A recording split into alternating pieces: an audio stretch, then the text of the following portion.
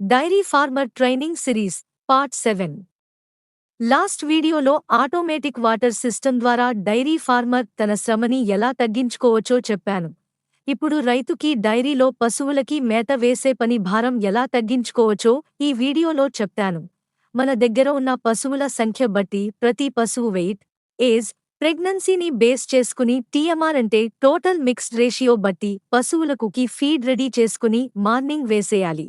So షెడ్లో పశువులకి ఇలా రోజు మొత్తానికి సరిపడే ఫీడ్ని మార్నింగ్ వేసేస్తే ఆ రైతుకి మళ్ళీ సాయంత్రం వరికి ఎక్కువ పని ఉండదు. నేను చెప్పినట్టు షెడ్ని సెటప్ చేస్తే డైరీ ఫార్మర్ శ్రమ ఇంకా టైం తగ్గించుకోవచ్చు. ఈ విధంగా ప్లాన్ చేస్తే రైతుకి డైరీ ఫార్మ్లో మార్నింగ్ ఒక 2 నుంచి 3 గంటలు మరియు సాయంత్రం ఒక 2 గంటలు పని మాత్రమే ఉంటుంది.